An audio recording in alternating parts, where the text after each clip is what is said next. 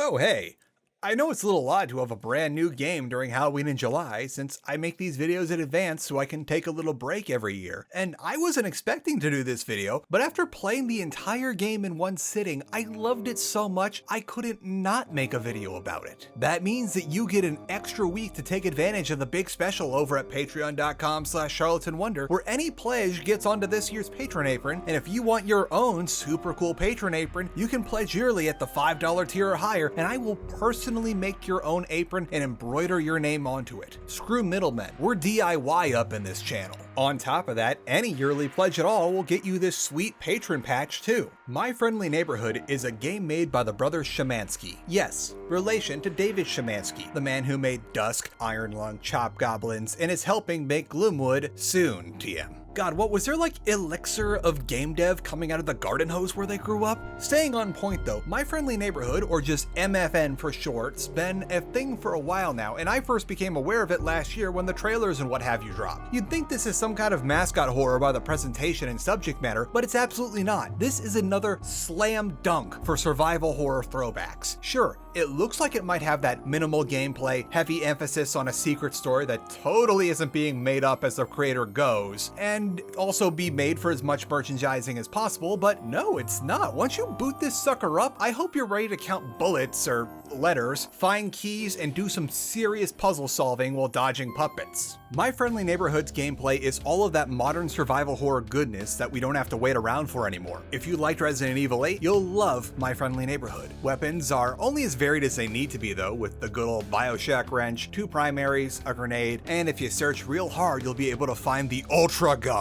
The twist here is that you're not using bullets to kill the puppets. You're using your words to defuse the situation.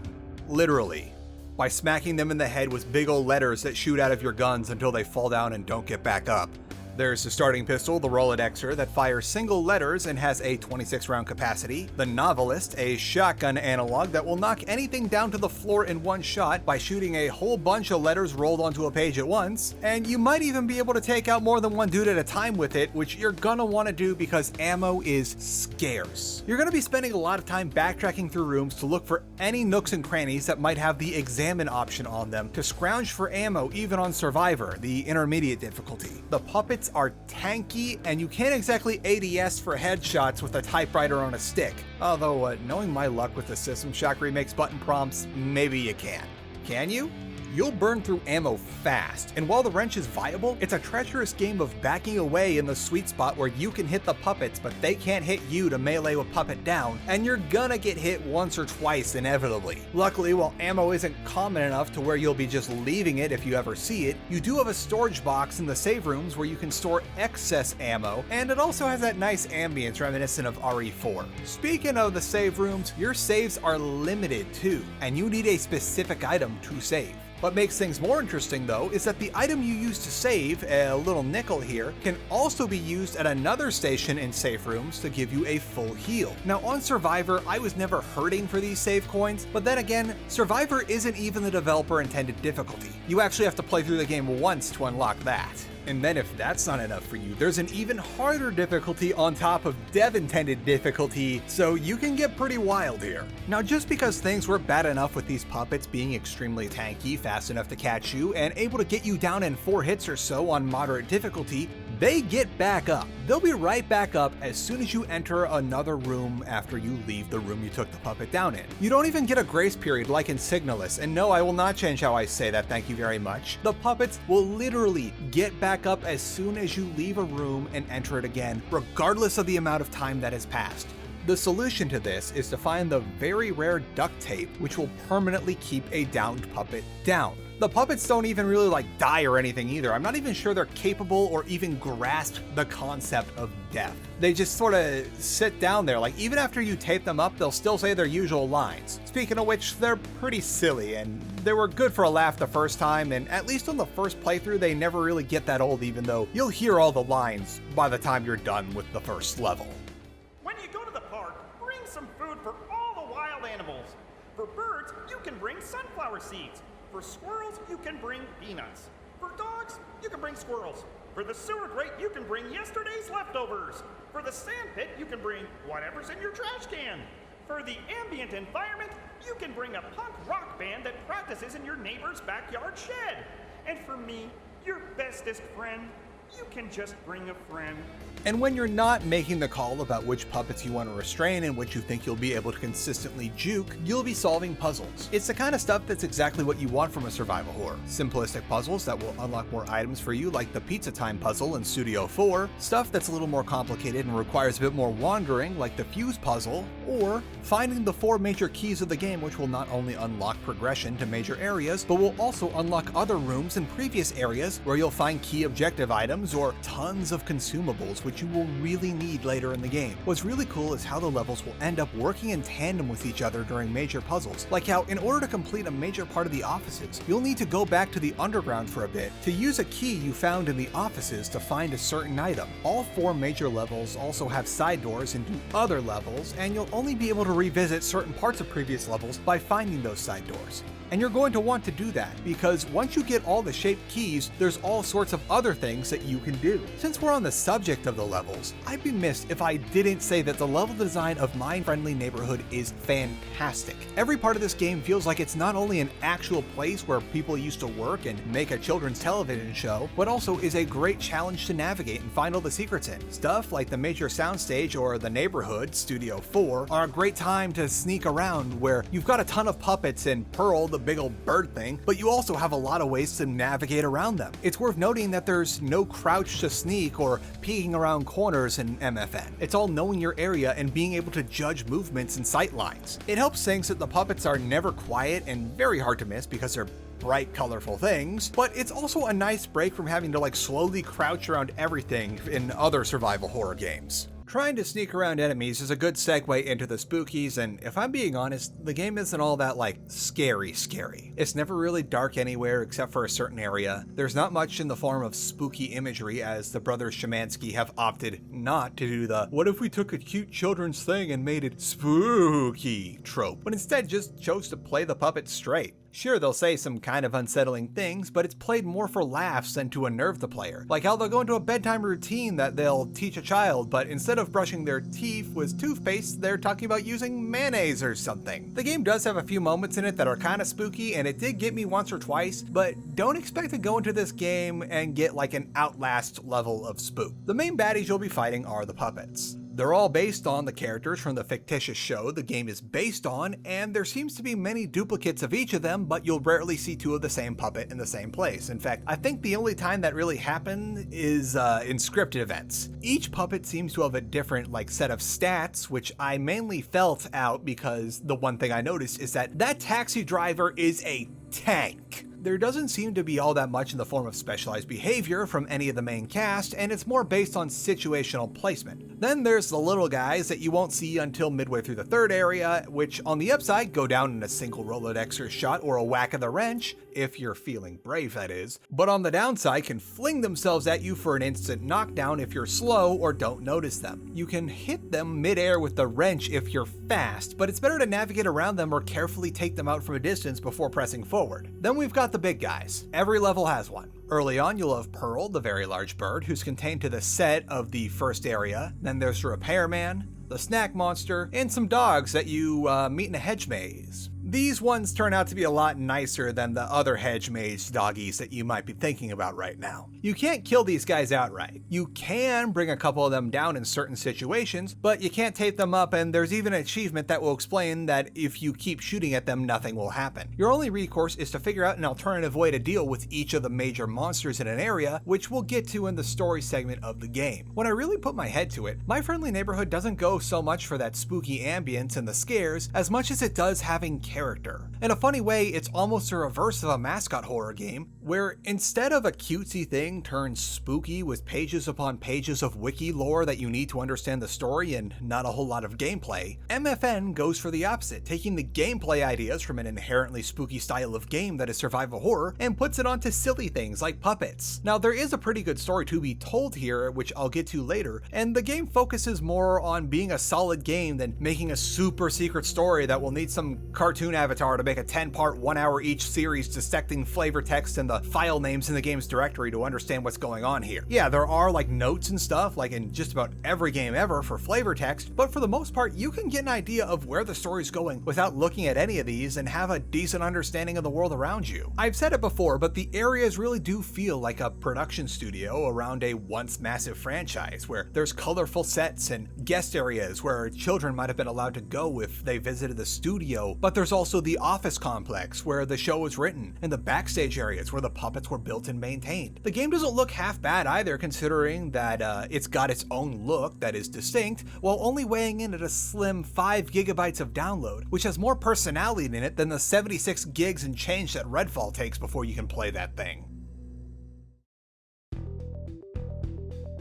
And of course, it's still Halloween July, even if this is a bonus video, so there's gonna be a bonus cooking segment too. I actually have this tucked away for a while in case I need a cooking segment on demand, which is fitting because that's what this recipe is. Simple weeknight dinner pasta. This is a minimal prep, minimal work dish that has less than 30 minutes of cook time, and the major prep work can be done while you're fixing yourself breakfast. All that really needs to be prepped is the chicken, which if you're using frozen, it's making sure you put it in the fridge overnight to thaw out like you're a normal person, but if you forgore, you can always just put the chicken in a bowl and run cold water over it for about 10 minutes. If the latter is the case for you, for one, shame. For another, they don't have to be all the way thawed. Just thawed enough to where you can cut into them because we're gonna be leaving them in the fridge for the duration of the day. If you brought your chicken fresh, you don't have to do any of this and skip to the next part. You cut your chicken breasts down the middle to butterfly them or just go all the way through and have them. Now, liberally sprinkle kosher salt or sea salt onto one side. You just want like a flaky salt that you won't accidentally overdo. Place the chicken onto a paper towel lined baking sheet, salt side down, and then salt the other side before putting another few layers of paper towels over the top, putting another baking sheet on top of that one to make a sheet pan sandwich, and then finally place that pan sandwich in the fridge, piling a bunch of stuff on top of it. Now you can leave that for the rest of your day until you're ready to cook in the evening. This whole ordeal should take 15 minutes or less to prep, and that's considering you had to do like the running water trick. If you don't know what this does, this not only flattens the chicken to increase the cooking surface area and give it a uniform thickness so it'll cook more evenly and quicker, but it will also slowly press out all the excess water in your chicken, making it a whole lot easier to cook in general and much less likely to be rubbery or bland when it's done. It's a very hands-off process that's easy enough to do in the morning while you're waiting for your coffee to brew or whatever. Heck, if you're some kind of crazy person that has all the time in the world in the mornings, you can even prep your breading stations by putting them into like Tupperware containers in the fridge so that when you get home from work, you're ready to rock. Speaking of the breading, let's do that now that it's closer to dinner time. Do yourself a favor and preheat your oven to 350 Freedom heat units, have a frying pan, high-walled saucepan, and a pot filled with salted water for cooking pasta on standby, and then get your breading station ready. Now, as you can tell by the fledgling beard here, this was made so long ago that I was experimenting with different washes because eggs were almost triple their normal price for a hot minute back then, and I found this interesting blog post I've linked below about alternatives to egg wash when you're breading things. I went with a good old flour dredge, a flour and water slurry in lieu of egg wash, which we'll talk about more in a sec, and a container of Italian seasoning breadcrumbs for the actual breading part of our breading. We're not getting too wild here because this is supposed to be a fast, simple dinner. If you wanna, also get a thingy of spinach ready and chopped up for some extra greens in your pasta, but that is entirely optional. Now you know how this goes. One hand to dip the chicken cutlets in the dry stuff, one for the wet stuff. First it goes flour, then slurry, then crumbs to coat. Set them aside for a bit while the frying pan's heating up with the oil in it and repeat until all the cutlets are covered. Now as for that slurry,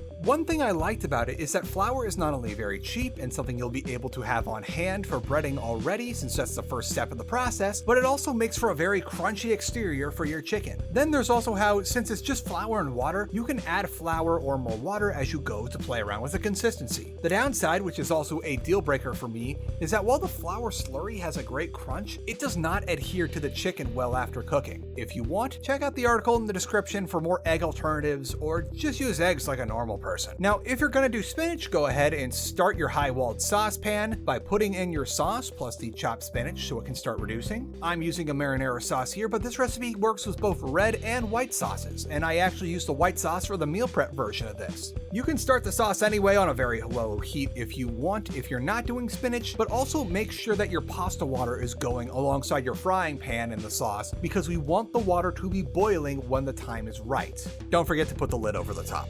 Once the frying pan is hot with some olive oil in it, place no more than 3 breaded chicken cutlets at a time into the pan and do each side for no more than 3 minutes. Won't that not be enough to cook them? I hear you say, which you are correct. We are only going to pan fry these for absolutely as long as it takes to get a nice golden brown color on the cutlets before we transfer them to a wire rack to have the excess oil drip off. And then when all the cutlets are fried, we're gonna take one of those trays we used to flatten the chicken, line it with parchment paper, and throw it into the oven for 10 to 15 minutes. That way we get just the right amount of color and crunch on the breading without having to overdo the heat and accidentally over darken it or just outright burn the breading to make it hit temp. Make sure your chicken hits 165 freedom units when it comes out of the oven, by the way. Don't want that salmonella. While the chicken's in the oven, we can do the everything else. Hopefully your water's good and boiling by now, so dump a box of penne, or frankly whatever kind of pasta you'd like, into the pot and let it go for a smidge over 6 minutes. Once that's done, use a heat-safe measuring cup to get no more than a single cup of foggy pasta water out of that pot, add it to the sauce, and then drain your pasta like you usually would before adding it into the sauce too. If this all goes well, you'll be stirring your pasta and sauce together in the saucepan right as the timer goes off for the chicken. Now comes the important part. Once the chicken is out, do not immediately put it into the pasta. That would make all the care we put into getting the crispiness just right and then finishing it in the oven to preserve said crispiness go to waste.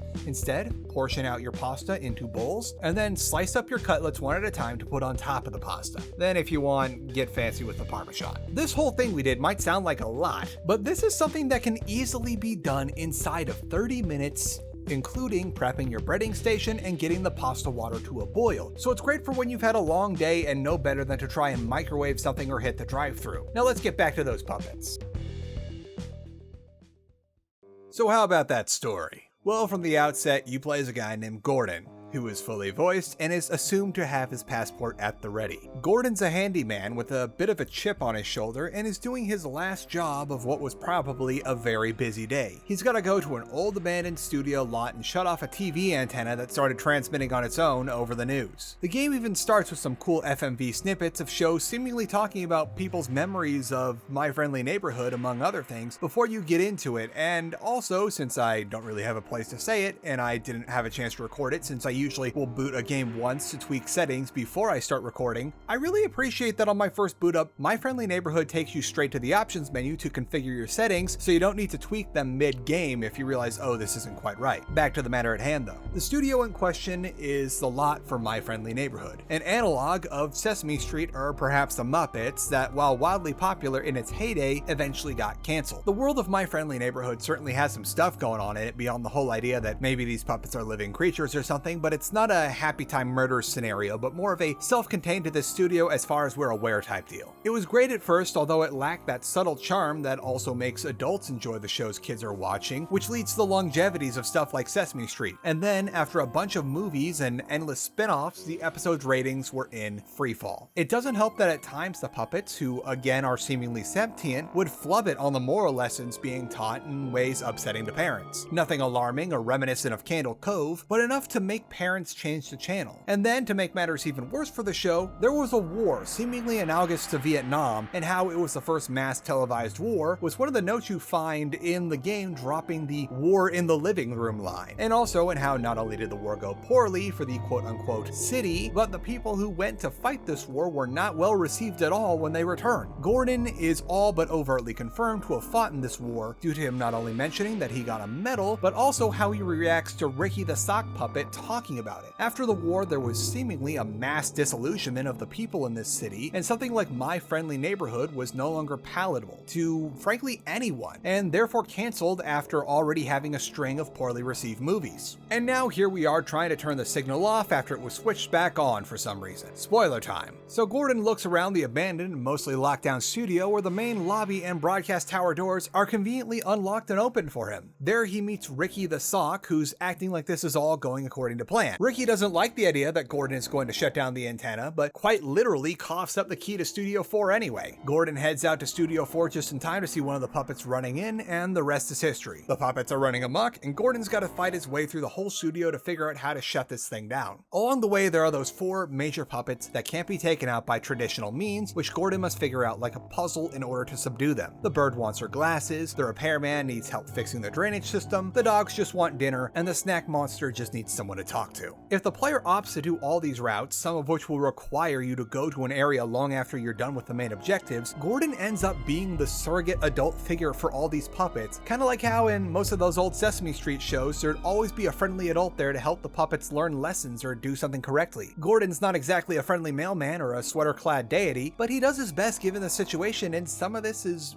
really genuine. I was honest to God not expecting to have a deep, heartfelt conversation about dealing with sadness in your life between a disgruntled repairman and a giant puppet wearing a lobster bib with salt shakers for fingers this year, but this is one of the best moments I've seen in a game all year. Heck, I'm calling it now. 2023 is the year of, well, that wasn't on my bingo card. Yes, it is the wild card year, everyone. Just stop expecting things. Stuff will get weirder as we go, and you know what? Let's just ride this roller coaster. For the most part, the puppets are benign, but just so out of touch without their adult figures that they don't realize that they're literally killing you at times. Okay, the big wall face things seem malicious. When you finally get to the signal tower after all that hubbub in a pretty surreal cardboard world, you fall all the way down into that big hole that was in the middle of the game just sitting there waiting for you to fall into it. When you somehow survive by landing on a bunch of garbage, you find yourself in a twisted copy of Studio 4 labeled the unfriendly neighborhood. Ricky the Sock explains to you over a conveniently placed and even more conveniently still functional phone booth that for a time the puppets have been trying to get the show back together all by themselves, and some of them had the idea to try and watch what was currently on TV to get an idea of what people like these days, and well, it affected some of them in a negative manner. Welcome to the part where the cutesy kids thing is turned evil, but it's just for a bit, for a very brief lead into the final boss. You fight this giant evil puppet amalgamate in the bottom of the big hole, which is supposedly supposed to be a time survival thing where you wait for the lockdown switch to release, but conclusion go brrrr. Gordon finally escapes and is asked by Ricky to help the puppets figure out things so that they can bring the show back properly, and you're given the option on if you want to help them or not. I said yes, and there's a somewhat happy ending where after a bit of work, My Friendly Neighborhood gets some offers to do another season, and Gordon fades into the shadows seeing that the puppets are on their own. There's more to be had here, like the other ending and whatever's in that secret room, but I think this is a good point to call it. My Friendly Neighborhood has been one of my favorite games this year, and that is saying a whole lot considering we've had a lot of other heat and survival horror or whatever this is recently. The game itself is great, there are lots of post-game challenges and secret cheat tapes to try out, secrets, a free cam mode, and the game is speedrun friendly with there even being a dedicated speedrunner mode. The game is presently on sale until next Tuesday, and there is no reason not for you to get this if you like survival horror or that kind of adventure styled game. I know a lot of people like to complain about the current state of all things spooky video games, but between this and the latest Amnesia game, we have a chance to vote with our wallets and show what kind of games are viable and what kind of games people should be making. Help fight the good fight, and if you do end up buying My Friendly Neighborhood, remember to give it a review so that Steam ranks it higher. YouTubers aren't the only ones that have to deal with algorithm BS. Up next, we'll resume our scheduled programming with another absolute banger of an indie horror game, and then we'll wrap it up with another one of Frictional's classics. Even if we've got an extra week of Halloween in July, don't you forget to get in on those Patreon specials. Now let's sign off. Remember that no matter what you do, be it baking, pencil sketches, or hiding hideous tables in video games, remember that what you do is not content. It is art. Content is a word that has been twisted to mean a way to take all your hopes, passions, and skills you've spent so long acquiring and grind them up into a meaningless gray slop that only exists to make a number bigger for someone else's benefit. Your art is better than that. You are better than that. Your art is a reflection of you through the very nature of its creation, and you do not deserve to be reduced into content. So get out there and fight for your art. Stay saucy, everyone. The Long has relocated. He is no longer on the yogurt box. He's now about 5 feet away. Important Long update. He sleeps quite soundly for a murderer. This boy just... You know, it's funny, he's only annoyed by the sound of the air conditioner at night. because he just screams when it's on. But now that we're all up, he's like, okay, the adults are here. They're watching me. I don't have to panic.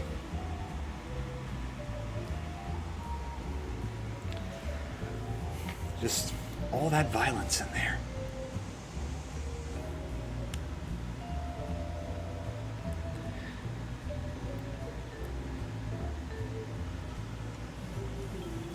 Look at the little murder beans. Look at the little murder mouth.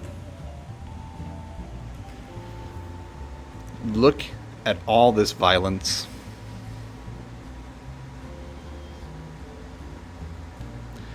You know what? I know what I can do for revenge.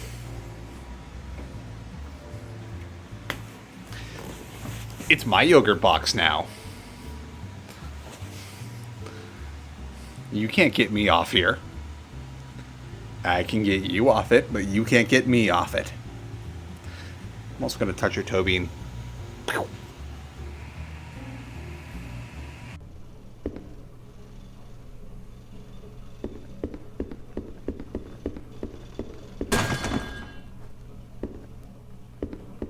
What was that? Oh, hey.